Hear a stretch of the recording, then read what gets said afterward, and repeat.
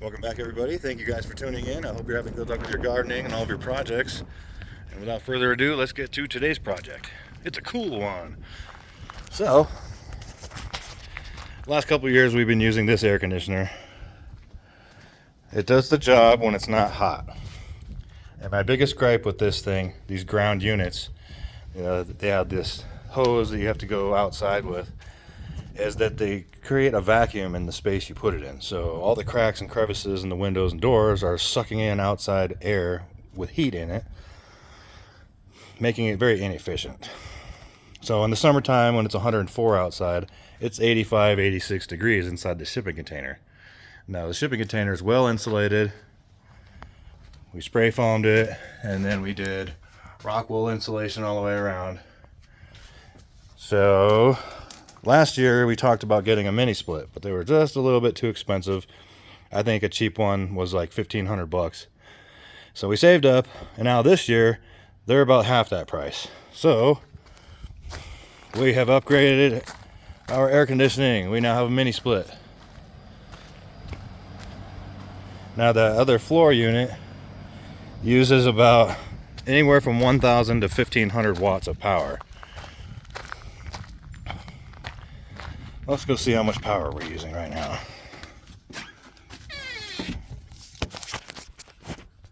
1,700 watts. Okay. 1,700 watts of power we're using. That's one mini split.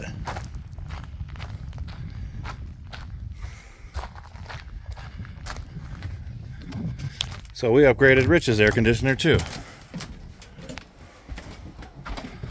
So we were using this rooftop unit. It uses over 2,000 watts of power, sometimes 2,500 watts.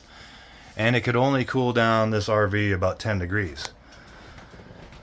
This, however, cools it down quite a bit more. So when it's 100 degrees out, it's 76 in here. And this thing is quiet. It works really good. Has a remote control. Uncle Rich has easy access to it right there. And it cools down the entire 33-foot RV. We did his first before we did ours. His was a practice run because I'd never done it before. It's actually pretty easy. You just have to have the vacuum pump kit to evacuate the lines and test for leaks.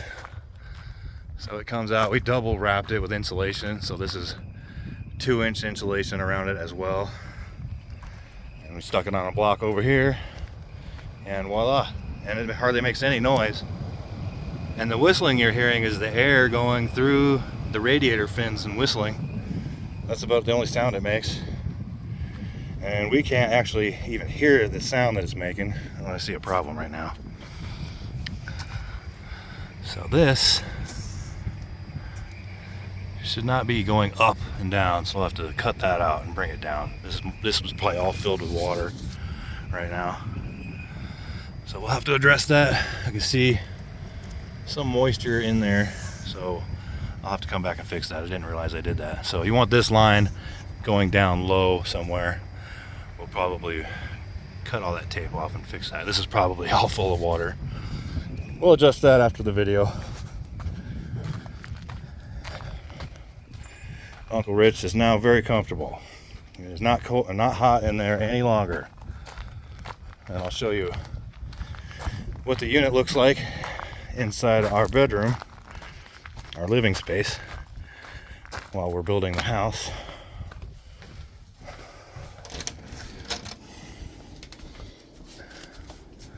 All right, there we go. 70 degrees in here. And where's my laser? Let's check. 68 degrees actually. So 2 mini splits running at full blast. Uses as much power as one of those rolling units. It is incredible. And it cools down our entire space in here. Sorry about the laundry. I'm in the middle of folding laundry. But even all the way back there to our bed, we can feel it cooling off. It is fantastic. We've got a remote for it. We haven't decided where we're going to put it, but this one was a little more tricky to install. Just had to feed the lines through the wall right there. And Rich's place, it was on the cabinet, so I could just go straight back out through the wall. So we had two options. We could either run the line straight down and through the floor where you could see it inside, or we could run it straight back and out the front where you can see it from outside, but you can't see it on the inside. So that is what we have done. And I guess while we're here, let's go check on our orange tree. This thing is growing like crazy. So I'm really happy about this. So it's double the size it was when we planted it. And it doesn't seem like anything's been chewing on it. That little bug bite right there was on there, I think, when we got it. So, and almost all this, everything from this stem right here where it's cut off, everything past that is all new.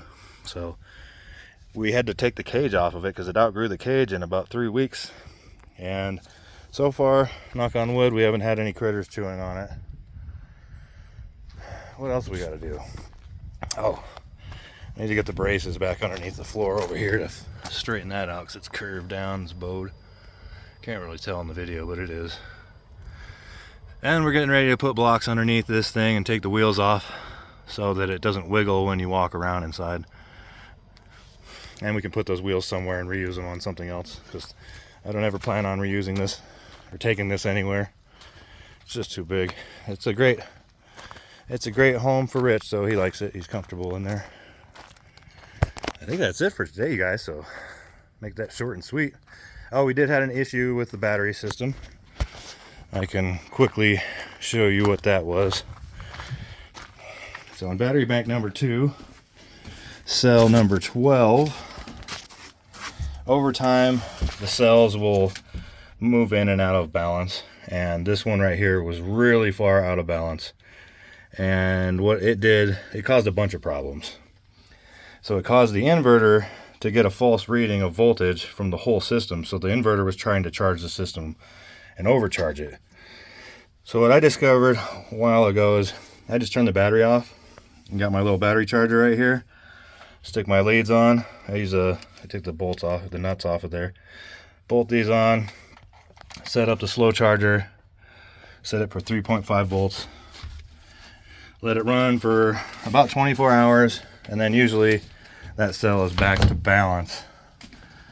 And then the voltage in here is more accurate to what you're going to get when you look at the batteries themselves. So for a double check, we can check this. So it looks like it's still off by 1 volt. It says 55 volts, and this says 54. And it says it's charging, even though the batteries are all fully charged. So there may be another issue somewhere, actually. So maybe I'll look into this further. I can't do it while I'm on the phone because I have to use my phone to look at the cells. It is possible that this BMS, actually we can probably look at it. This battery bank, or the battery bank number 3, may have a cell that's under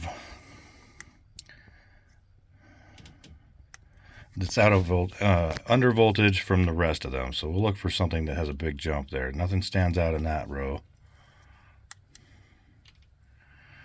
Not that one either. So 3411, that's not that bad. 3430. We're looking for something that's really low voltage. I don't really see one on here that stands out to me. Maybe this one does.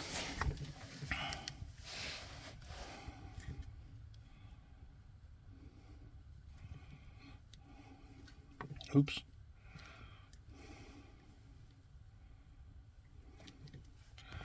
All right, look in here. 3409, nope. It would be like 33 something. No, I don't see anything weird. Nothing crazy. Where did that dog come from? You weren't there a minute ago. I didn't see you. What are you doing, huh? You just hanging out with Daddy? All right. Huh. I don't know yet. Maybe we still have a gremlin or two in there.